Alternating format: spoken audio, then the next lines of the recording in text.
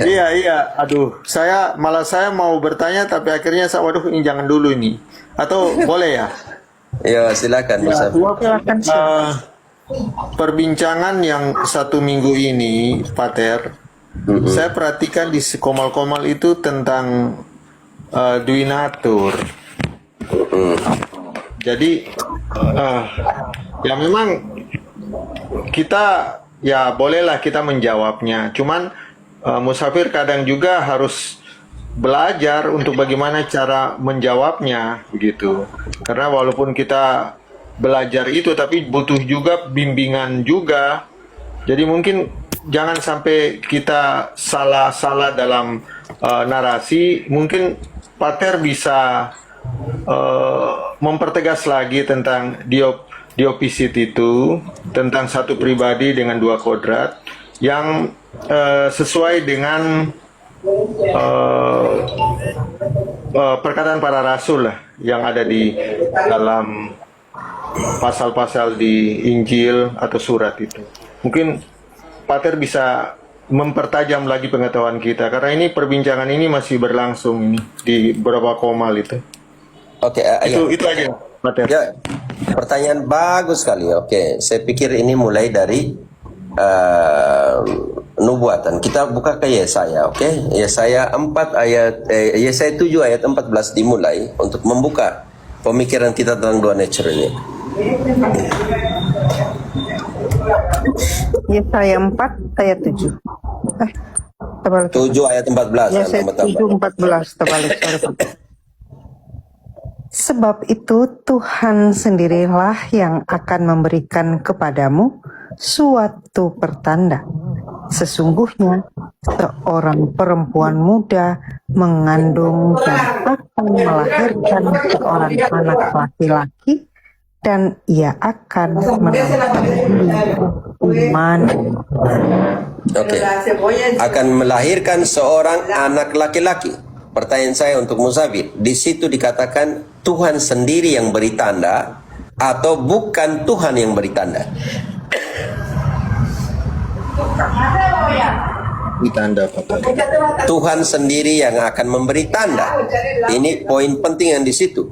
Tandanya apa? Seorang perempuan akan mengandung. Wow. Perawan nanti kita lihat di Lukas.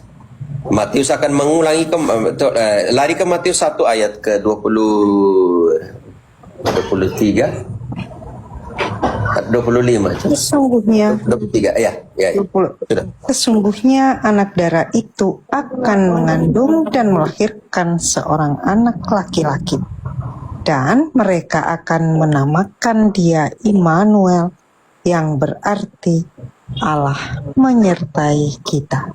Mulai dari situ poin penting, tanda yang diberikan Allah sendiri, yaitu seorang anak darah, seorang perawan.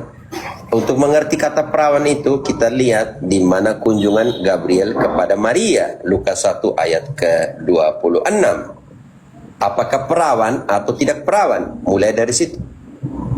Dalam bulan yang ke-6, Allah menyuruh malaikat Gabriel pergi ke sebuah kota di Galilea bernama Nazaret, kepada seorang perawan yang bertunangan dengan seorang bernama Yusuf dari keluarga Daud.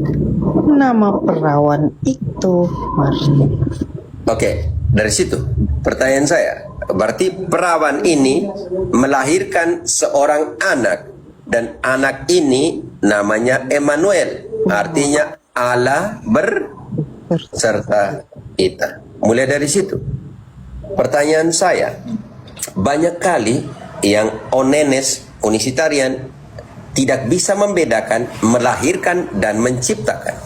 Musafir, tidak benar di situ dikatakan Maria menciptakan Allah, tetapi di situ dikatakan Maria melahirkan seorang anak yang namanya Emmanuel, yang artinya Allah beserta kita.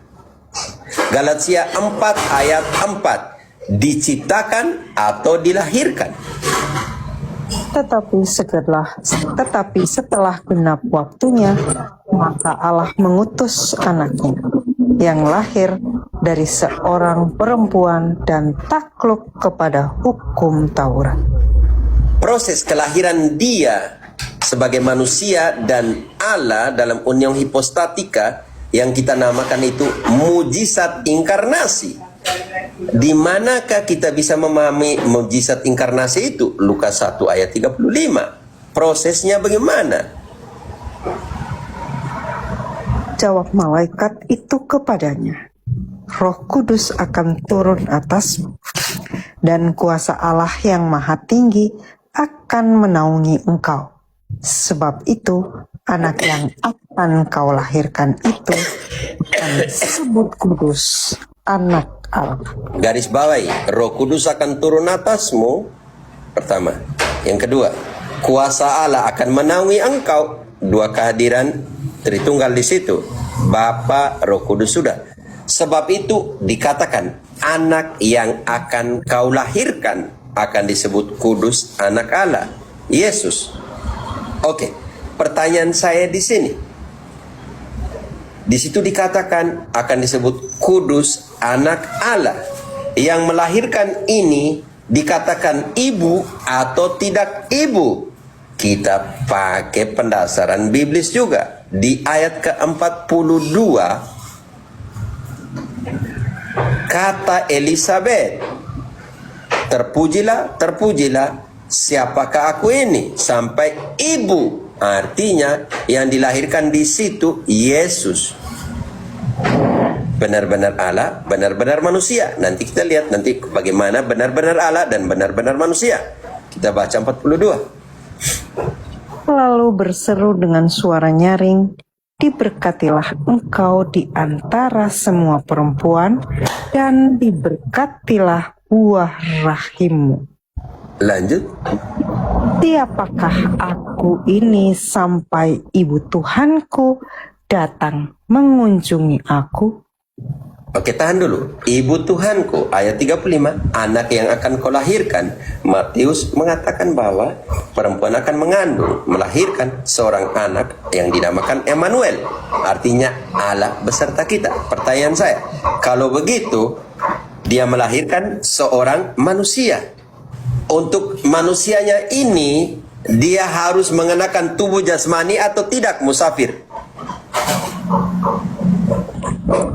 Tubuhnya mengenakan tubuh jasmani. Oke, dan sekarang yang dari tubuhnya, dagingnya diambil dari mana? Roma 1 ayat 3. Tentang anaknya yang menurut daging diperanakan dari keturunan Daud. Yang menurut daging, dibaca ulang. Yang menurut daging diperanakan dari keturunan Daud.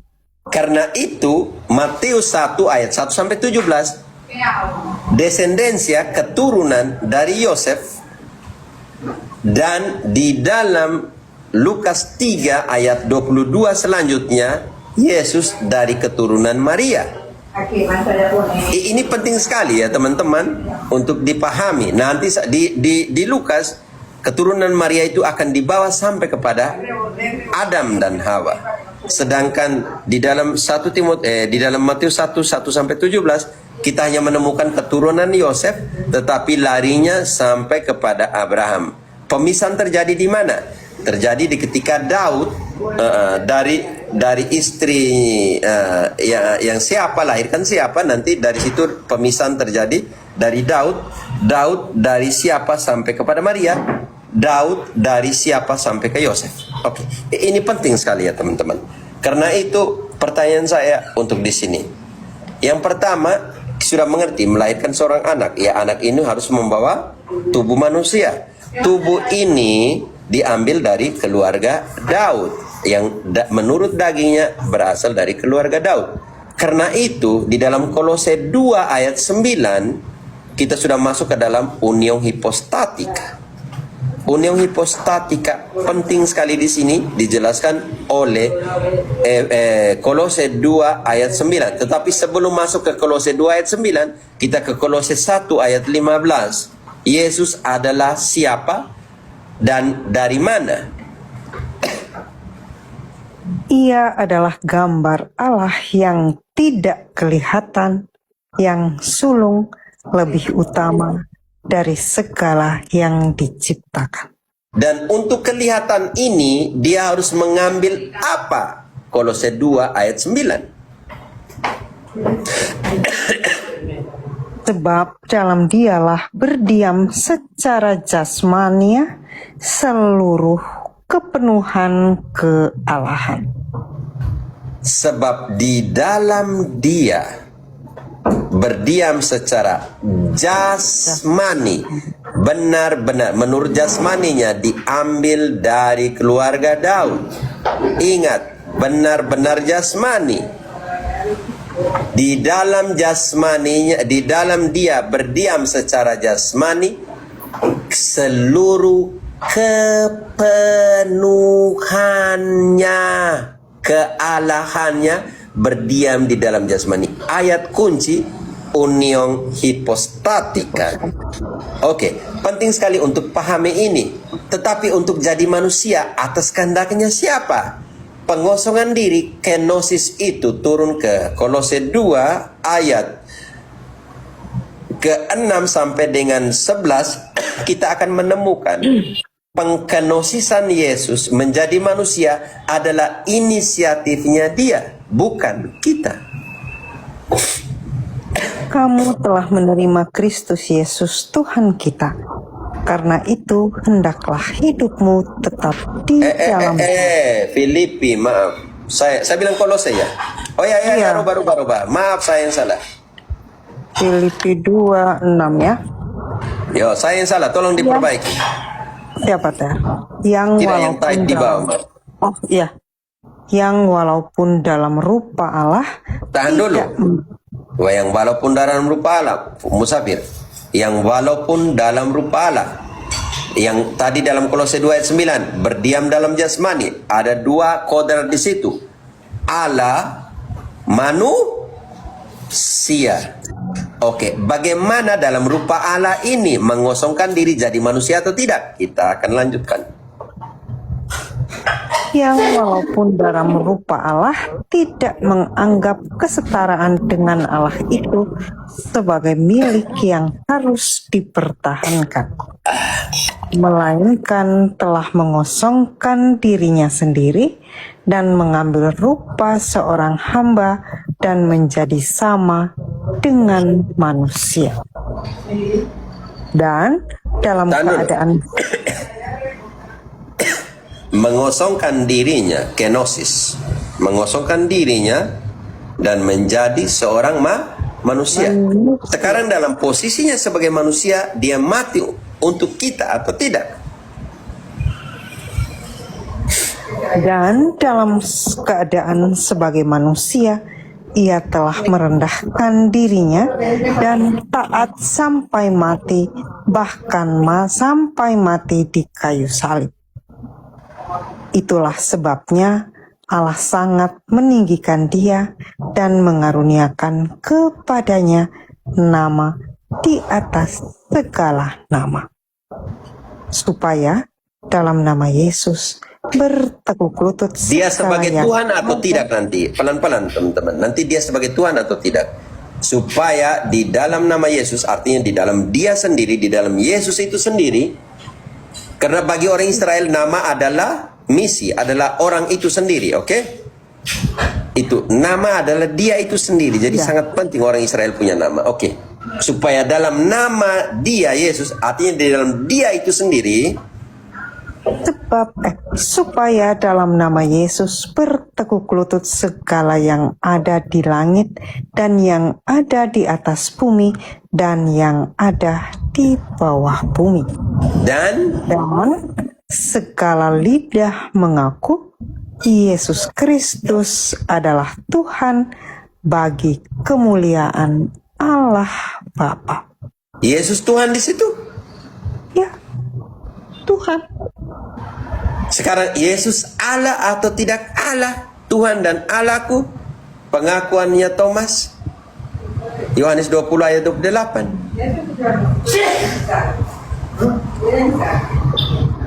Thomas menjawab dia, ya Tuhanku dan Allahku. Para rasul menyembah dia tidak? Matius kita pakai 2 dari Matius 14 ayat 35 36. Ketika Yesus naik ke perahu, mereka sembah dia atau tidak? Tolong lihat di situ antara. Ya. Ketika Yesus dikenal oleh orang-orang di tempat itu, mereka memberitahukannya. Bukan turun. 31 32. Mereka? Kalian harus lihat di situ ketika dia naik perahu, tidak semua ayat saya harus sebut tuh. Di perahu 38. Iya, ketika Yesus naik ke 33. perahu, 33. Matius 14, jangan 38 sembarang. Oke. 33, Pater. Dan orang-orang yang ada di perahu menyembah dia, katanya, sesungguhnya engkau anak Allah. Anak Allah, artinya dia Allah. Menyembah dia, bukti bahwa dia Allah. Oke, sekarang di dalam Matius 28 ayat ke-15, rasul-rasul yang lain ragu, tapi yang lain menyembah dia. Mereka menerima uang itu dan berbuat 16 seperti langsung. yang. Dan ke-11 murid itu berangkat ke Galilea, ke bukit yang telah ditunjukkan Yesus kepada mereka. Ketika melihat dia, mereka menyembahnya, tetapi beberapa orang ragu-ragu. Oke, Yes. sebagai Allah. Yohanes 2 ayat 25, kita lihat keilahiannya mutlak. Sekarang kita buat pembuktian dia benar-benar Allah. Sebentar kita lihat dia benar-benar manusia. Oke, Yohanes 2:25, dia benar Allah, Maha tahu. Dan karena tidak perlu seorang pun memberi kesaksian kepadanya tentang manusia, sebab ia tahu apa yang ada di dalam hati manusia. Dia Maha tahu. Markus 4 ayat 39. Dia menciptakan alam semesta, ya semua harus taat kepada dia. Apabila buah itu sudah cukup masak, Markus 4:39.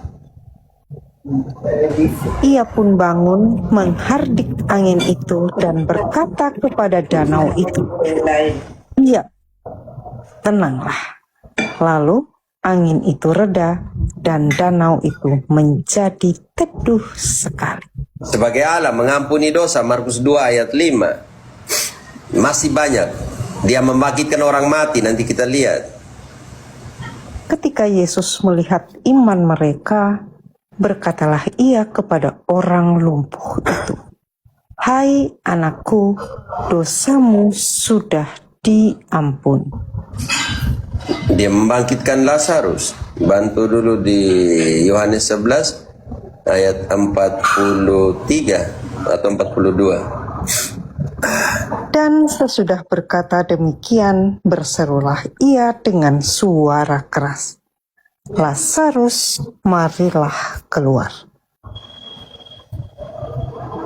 Dia bangkitkan orang mati. Sekarang dia sebagai manusia, Yohanes yang sama turun ke ayat 35, dia menangis atau tidak? Bagaimana Allah menangis? Kan tidak lucu nanti di situ. Maka menangislah Yesus. Oke, turun ke Matius 4 ayat 2. Lapar atau tidak? Dan setelah berpuasa 40 hari dan 40 malam, akhirnya laparlah Yesus. Dia letih atau tidak? Yohanes 4 ayat 6. Di situ terdapat sumur Yakub. Yesus sangat letih oleh perjalanan. Karena itu, ia duduk di pinggir sumur itu. Yohanes 19 ayat 28 cukup. Dia haus atau tidak? Sesudah itu, karena Yesus tahu bahwa segala sesuatu telah selesai, berkatalah ia, supaya genaplah apa yang tertulis dalam kitab suci. Aku haus. Pertanyaan saya untuk musafir. Mau buktikan lagi, masih banyak hal untuk membuktikan. Masih kita sudah omong tadi, sekarang kita buktikan dia benar-benar manusia dan benar-benar Allah. Oke, saya akan membukti. Ini ada poin-poinnya hanya. Paradoks terbesar, bagaimana yang terbatas berdiam dalam yang fana. Saya tahu ini pikiranmu secara filsafat masih mau cari tahu.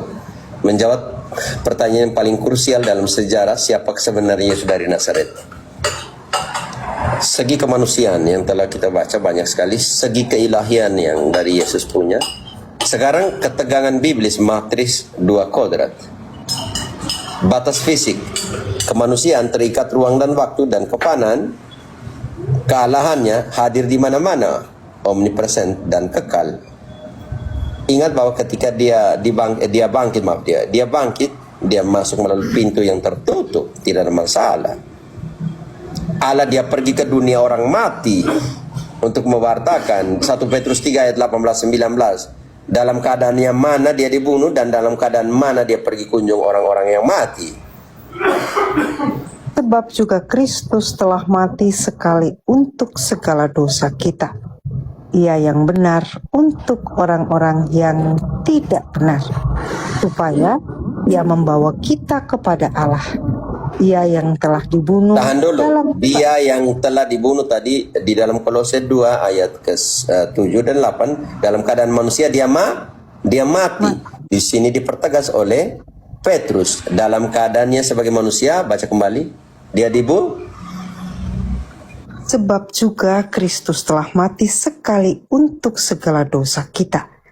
Ia yang benar untuk orang-orang yang tidak benar, supaya ia membawa kita kepada Allah. Ia yang telah dibunuh Garis dalam bawah ini, jangan keadaannya. ulang kembali dari awal supaya jangan panjang lebar IDC. Kalau saya bilang dalam keadaan manusia, itu yang saya ulang kembali di situ. Ia yang telah dibunuh dalam itu, supaya jangan terlalu panjang. Oke, Pak. Ia yang telah dibunuh dalam keadaannya sebagai manusia. Pertanyaan Tetapi saya yang- dulu untuk musafir, ia dibunuh dalam keadaan apa di situ? Musafir, Dalam keadaan manusia. natur pertama atau tidak di situ? Kodrat pertama atau tidak di situ?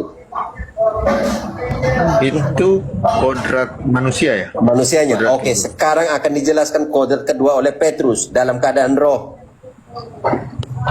tetapi yang telah dibangkitkan menurut roh. Dan di dalam roh itu juga dia pergi memberitakan Injil kepada roh-roh yang di dalam penjara. Di situ itu penting sekali dalam pengertian itu, supaya orang mati pun mendengarkan. Bab 4-nya ayat 6. Itulah sebabnya maka Injil telah diberitakan juga kepada orang-orang mati, supaya mereka sama seperti semua manusia dihakimi secara badani, tetapi oleh roh dapat hidup menurut kehendak Allah. Batas fisik, ketika para rasul berdiam di dalam rumah yang tertutup, Yesus masuk atau tidak masuk? Omnipresent, Yohanes 20 ayat ke-18 19. Ketika hari sudah malam pada hari pertama minggu itu, berkumpullah murid-murid Yesus di suatu tempat dengan pintu-pintu yang terkunci karena mereka takut kepada orang-orang Yahudi. Pada waktu itu datanglah Yesus dan berdiri di tengah-tengah mereka dan berkata, "Damai sejahtera bagi kamu." Rumah tertutup atau tidak? Pintu tertutup atau tidak? Tertutup. Oke, Yesus masuk. Kuasa memiliki keterbatasan tenaga fisik, lelah dan semua. Bisa mengerti tadi? Haus, lapar. Maha kuasa, omnipoten, menopang seluruh ciptaan. Berapa hari Yesus puasa? 40 hari. Siapa di antara kita yang bisa berpuasa 40 hari? Yang di room ini. Pengetahuan bertumbuh dalam hikmah secara kognitif, maha tahu yang telah kita lihat tadi, mengetahui segala sesuatu. Bagaimana kedua realitas yang bertolak belakang ini dapat eksis dalam satu individu? Pertanyaan kita di sini penting sekali. tantangan penyatuan. Apakah ada dua pribadi di dalam satu tubuh? Apakah kodrat ilahi menelan kodrat manusia? Apakah dia makhluk hibrida, bukan Allah sepenuhnya, bukan manusia sepenuhnya? Ini jadi pertanyaan terbesar. Maaf. Bagaimana menjawab? Kuadran sejarah kesesatan, maaf. Pemisahan.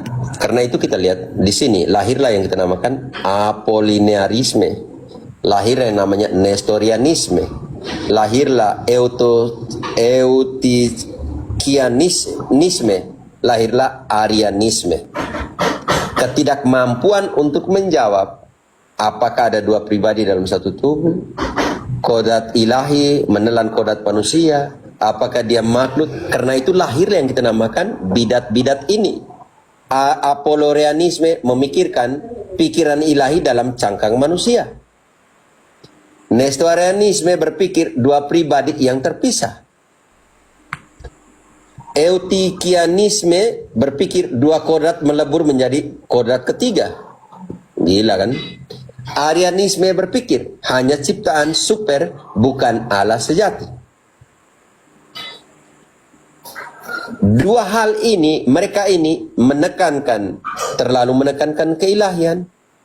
Nestorianisme dan Arianisme terlalu menekankan kemanusiaan. Di atas pemisahan, di bawah pencampuran. Karena itu pertanyaan saya untukmu musafir, engkau ini Apolorianisme, engkau ini Nestorianisme, engkau ini Eutikianisme, ataukah engkau ini Arianisme? Jawab dulu. Itu kalau Maaf, ini yang Dr. DR nih, dia kenapa kalian komen-komen banyak dia? Naiklah daripada engkau di bawah. Sudah Seperti saya itu. invite, Pak PR nggak mau kayaknya. Ya. kalau Nestorian itu kita berarti menyembah berhala dong, menyembah manusia dong. Dua pribadi yang terpisah, iya. Iya. Ya Berarti bisa bingung, ya? bisa jadi. Bisa jadi. Kita menyembah manusia. Yang dua, Nestorianisme dan Arianisme menekankan kemanusiaan. Oke? Hanya ciptaan super. Apolorianisme dan Eutikianisme menekankan keilahian. Pemisahan di sini pencampuran. Oke? Makanya bagaimana posisi gereja terhadap bidat-bidat ini? Nah, makanya di sini lahirlah yang Chalcedon nanti kita tekankan, lahirlah yang kita namakan persatuan hipostatika, union hipostatika. Protestantisme memahami union hipostatika tapi tidak tahu itu keluar dari Chalcedon. Bisa mengerti? Kan kesian Protestantisme, hanya untuk pakai Tritunggal, semua hasil konsili.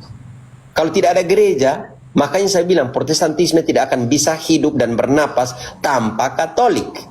Menggunakan semua sarana, prasarana dan semua yang telah diambil oleh Katolik, diputuskan oleh Katolik untuk mereka. Hanya mereka namanya modifikasi. Seolah-olah itu mereka punya. Saya pikir ini namanya, kalau dalam dunia intelektual, namanya itu kurang ajar intelektual bagi saya. Persatuan hipostatika. Bukan 50% Allah, bukan 50% manusia. Melainkan 100% Allah sejati dan 100% manusia sejati. Benar-benar Allah dan benar-benar manusia. Satu pribadi, dua kodrat. Misteri inkarnasi, sang firman menjadi manusia. Yohanes 1 ayat 14. Tanpa berhenti menjadi Allah. Firman itu telah menjadi manusia dan diam di antara kita, dan kita telah melihat kemuliaannya. Ya, Firman telah menjadi manusia. Ingat, tanpa berhenti menjadi Allah. Ayat 1. pada mulanya adalah firman. Firman itu bersama-sama dengan Allah, dan firman itu adalah Allah. Firman itu adalah Allah di ayat 14 menjadi manusia. Karena itu union hipostatika, misteri inkarnasi yang barusan kita baca, sang firman menjadi manusia tanpa berhenti menjadi Allah. Rumusan Chalcedon 451 Masehi. Kedua kodrat tersebut disatukan di dalam Kristus tanpa pencampuran, tanpa perubahan, tanpa pembagian, pemisahan, dan tanpa pemisahan. Bukti dalam satu peristiwa. Ingat, Yesus menangis. Bantu dulu di dalam kisah yang sama, yaitu Yesus membangkitkan, bukan membangkitkan. Sebenarnya Yesus bilang dia lagi tidur, Lazarus. Jadi dia pergi membangunkan. Tetapi kacamata manusia, Lazarus mati. Contohnya di sini, di kemanusiaannya 11 ayat 35. Yesus menangis atau tidak? Di mana Pater? Maaf. Yohanes Yohanes 11 ayat 35. Yesus menangis atau tidak? 35. Entendiste? Ya te vas? Maka menangislah Con el niño, Yesus. ¿cómo así? Lanjut. Maka menangislah Yesus. Pater izin, sudah jam 11 tadi Pater bilang mau ke paroki. Nanti saya akan jalan. Yesus menangis. Tetapi ayat 42, dia membangunkan atau tidak membangunkan. Aku tahu bahwa engkau selalu mendengarkan aku. Tetapi oleh karena orang banyak yang berdiri di sini mengelilingi aku mengatakannya, supaya mereka percaya bahwa engkaulah yang telah mengutus aku. Ayat selanjutnya, dia bangunkan Lazarus atau tidak? Dan sesudah berkata demikian, berserulah ia dengan suara keras, Lazarus, marilah keluar.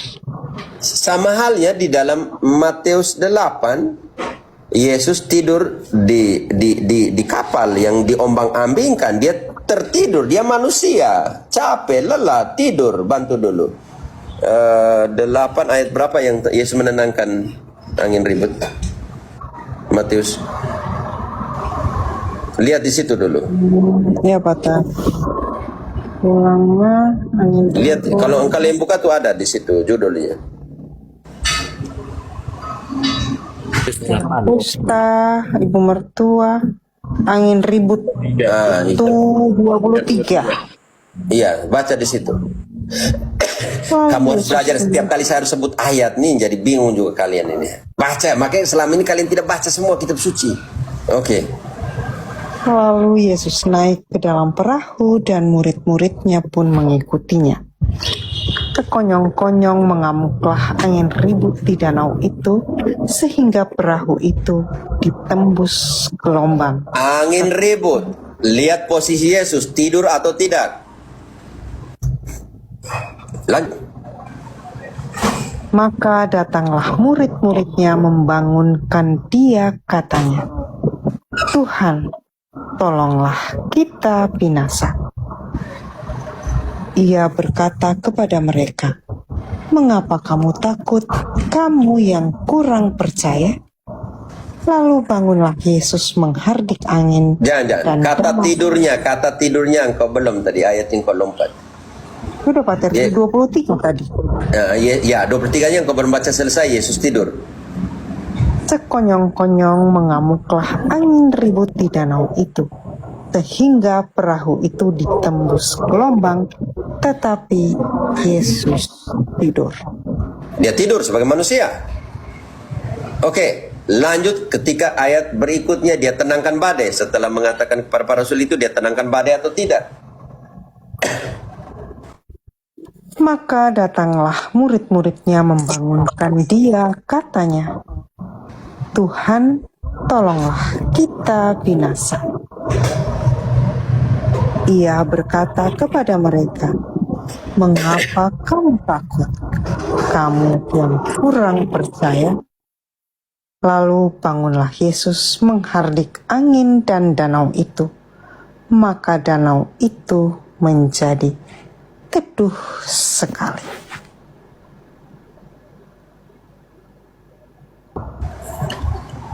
Teman kelas panggil lagi nih. Oke. Kemanusiaan sejati, Yesus tertidur lelap di buritan kapal karena kelelahan fisik yang nyata. Keilahian mutlak, Yesus bangun dan menghardik angin serta badai laut dengan otoritas pencipta. Dalam dua kodrat beroperasi secara sempurna dalam satu kesatuan pribadi pada momen yang sama. Lazarus mati, dia menangis, tetapi pada momen yang sama dia membangkitkan. Mengapa ini penting? Kebutuhan soteriologi. Allah yang maha suci dan tak terbatas, manusia yang berdosa dan fana. Bagaimana menjembatani dua hal ini? Jurang pemisah keadilan dan dosa. Sebuah jembatan harus memiliki jangkar yang kuat di kedua sisi jurang. Bayangkan jembatan tanpa fondasi kuat di kedua sisi, bagaimana mungkin terjadi? Hanya Dia yang sepenuhnya Allah dan sepenuhnya manusia yang dapat menjadi pengantara antara keduanya.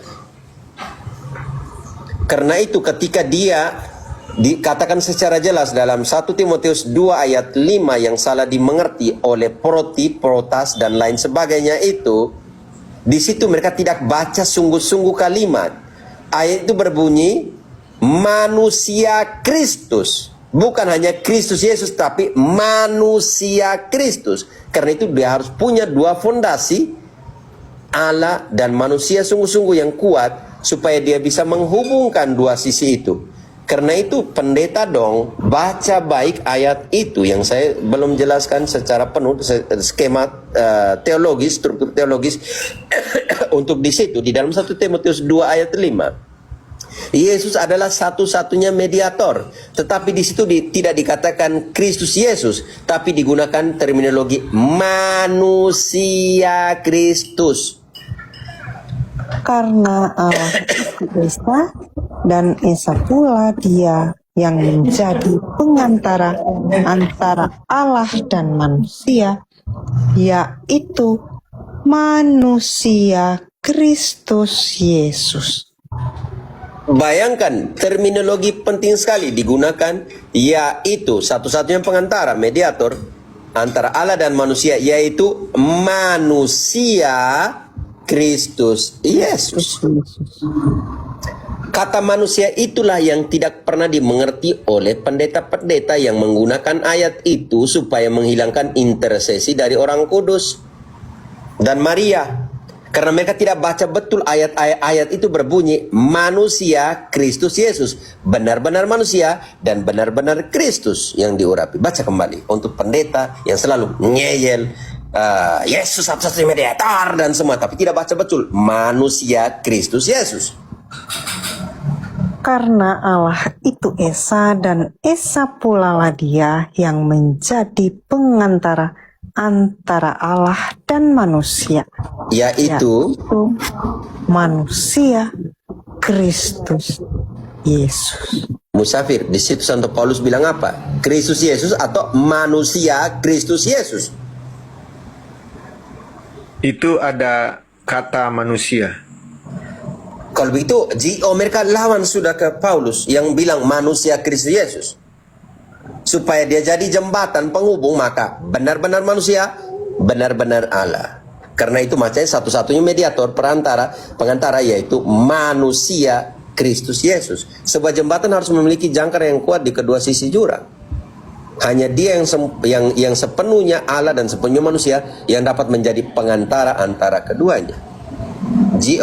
Baca baik pendeta-pendeta karismatik Pentakosta, tolong kesimpulan teologis. Hanya manusia yang berhak menanggung hukum atas dosa manusia.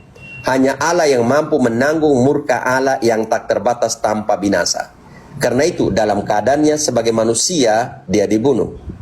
Menjadi sama dengan manusia, mati di kayu salib, dan dalam keadaan sebagai manusia mati di kayu salib. Hanya manusia yang berhak menanggung hukuman atas dosa manusia. Ingat, sekarang hanya Allah yang mampu menanggung murka Allah yang tak terbatas tanpa binasa. Yohanes 10 ayat 17-18. Akulah yang memberikannya, aku pula yang mengambilnya. Bapa mengasihi aku oleh karena aku memberikan nyawaku untuk menerimanya kembali. Tidak seorang pun mengambilnya daripadaku, melainkan aku memberikannya menurut kehendakku sendiri. Aku berkuasa memberikannya dan berkuasa mengambilnya kembali. Inilah tugas yang kuterima dari Bapakku. Aku berhak memberi, aku berhak Menerima. mengambilnya kembali. Sabda menjadi manusia, dan setelah semuanya kembali lagi duduk di samping kanan Allah. Oleh karena itu, juru selamat dunia haruslah Allah sejati dan manusia sejati. Hanya kekristenan sejati yang melihat Allah. Tidak ada satu agama pun lain selain kekristenan yang mempunyai Allah yang bisa dilihat. Berbahagialah kalian yang Kristen sejati, Katolik sejati, karena kalian punya Allah yang dikenal. Kasihan yang lain, minta maaf saya omong dalam perspektif biblis, hanya Allah kekristenan yang jadi manusia dan dikenal. Raba dengan tangan kita, lihat dengan mata kita, kata Santo Yohanes dalam 1 Yohanes 1 ayat 1.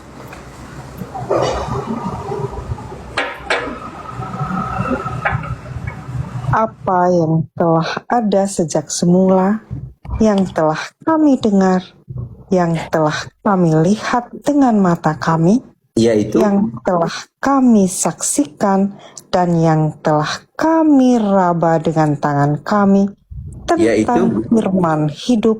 tentang Itu. firman hidup. Tahan dulu, firman hidup ini, Frater, engkau ke Yohanes 1 ayat 1, supaya yang kami apa? IDC, kami siap-siap. Yang kami apa? Yang telah kami saksikan, Saksikan dengan apa? dan yang telah kami raba, Yang saksikan, kami raba, apalagi? sejak semula, yang Yang kami kami lihat. dengar, yang kami lihat. Makanya urutan IDC, bukan yang di Oh, iya. kepala, urutan. Oh ya, oke. Yang kami dengar. Engkau baca nanti saya tahan di mana engkau harus berhenti. Oh ya. Per item. Apa yang telah ada sejak semula, yang telah kami dengar. Tahan dulu.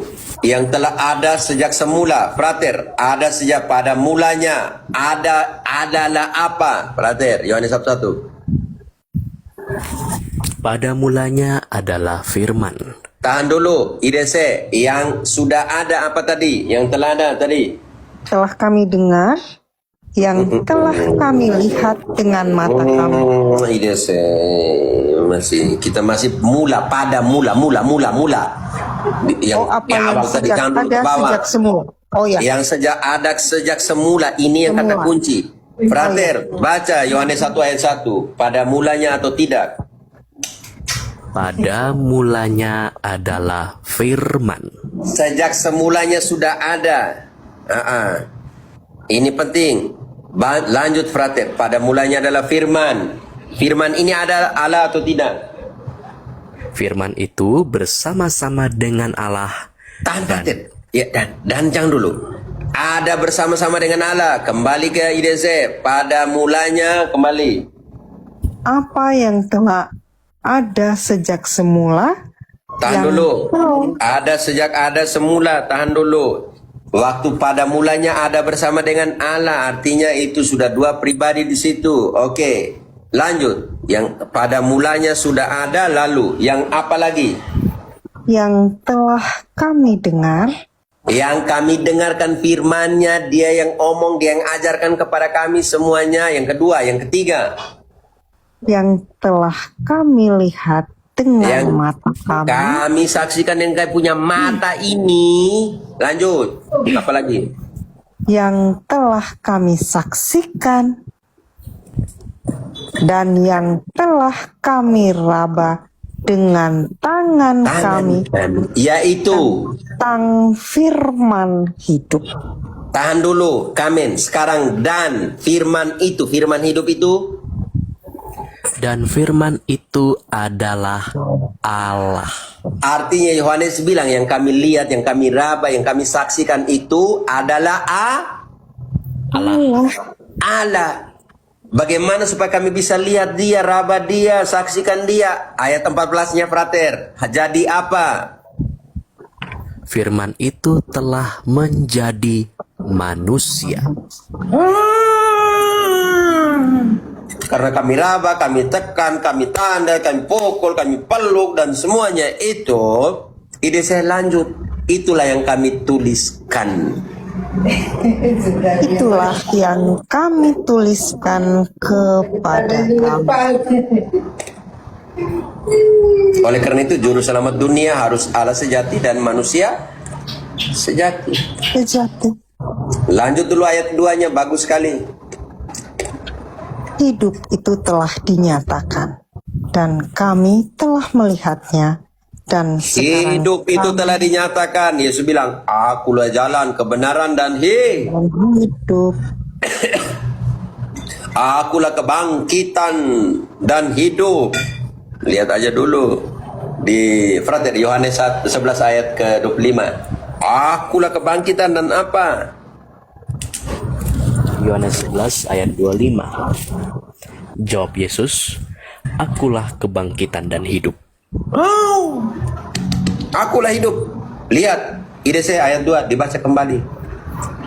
Hidup itu telah dinyatakan, dan kami telah melihatnya, dan sekarang kami bersaksi dan memberitakan kepada kamu tentang hidup kekal yang ada bersama-sama dengan Bapa dan yang telah dinyatakan kepada kami.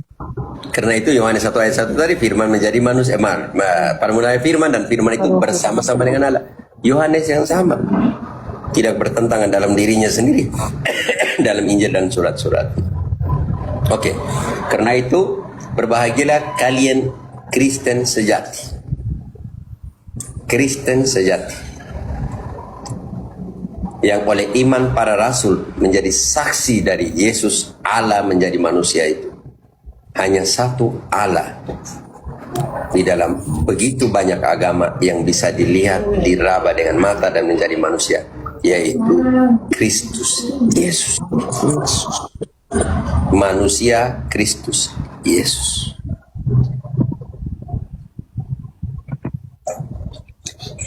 Musafir, sudah lewat setengah jam nih, saya harus pergi. Siap, Pater. Jelas. Sangat jelas toh? Jelas. Oh ya, yang cawan tadi, ya. Ini malah terperinci ini. Kita cuma. Ya, jadi engkau bertahan dapat imbalannya situ, oke? Teman-teman tadi yang tanya tentang cawan tadi siapa ya? Semoga Om Freddy tadi. Ini sebenarnya penjelasan. Iya, cawan itu bagus, Romo. Ya, Pater, akar itu pasca bagus, dari bagus. cawan ini. Nih, kan ada 5. Yang ini yang Musa punya, Elia punya, maaf. Yang tidak, ini namanya nih, Kidus, Magid, oke. Cawan ketiga Pater, Yesus maaf, yang berikan, kedua apa, Pater? cawan Pater, keempat maaf, yang kedua nama apa, Pater? Magid, Magid. Oke. oke. Magid. Di situ cawan keempat pujian Halel menandai akhir dari perayaan. Cawan ini diminum setelah umat menyanyikan mazmur pujian tradisional. Makanya mereka tidak minum cawan ini, oke? Nah, yang cawan inilah untuk menutup perjamuan Paskah Yahudi. Inilah cawan yang dimiliki oleh Yesus disalib. Elia tidak diminum karena ini Malaki 4:5-6 tadi ya, teman-teman. Ya. Begitu ya. Ini yang tadi perjamuan Paskah dan semuanya. Yesus punya. Roti beragi, anggur. Cawan penebusan yang tidak diminum oleh Yesus saja. Yang cawan ketiga tadi, yang namanya geula atau penebusan. Karena inilah darahku, darah perjanjian baru. Yang tadi saya bilang, setelah cawan ketiga diminum, cawan penebusan itu, gelo itu, mereka harus menyanyikan Mazmur 113, 118, oke? Di sini Yesus pergi ke Zaitun. Yang tidak dibaca di mana? Di Matius 26 ayat 29-30. Begitu perbandingan. Pasca anak domba, Yahudi punya makan anak domba, Yesus dia sendiri. Pelepasan dari Mesir, pelepasan dari dosa. Cawan penebusan geula, cawan perjanjian bara, darah Kristus. Begitu ya, yang tadi. Begitu teman-teman. Kekatolikan tuh dibongkar banyak kali yang umat kita punya belum mengerti. Oke? Itu tentang cawan, Pater. Itu kayaknya kelewat itu. Bagi Ada. penjelasan kalau Oke, nanti ada di pendeta itu tidak akan bisa dijelaskan itu. Tidak dapat Kenapa? itu. Oh ya, tidak jadi akan makanya dapat. engkau tidak mau melewatkan itu. Iya, betul. Saya tidak tahu yang dijelaskan oleh Romo Koko. Saya pikir pasti tidak bertentangan. Iya, sebab pengertian tentang ini cuma satu cawan loh, yang saya tahu selama ini. Oh begitu Yang ya? Ya jujur, Pater saya dari sana.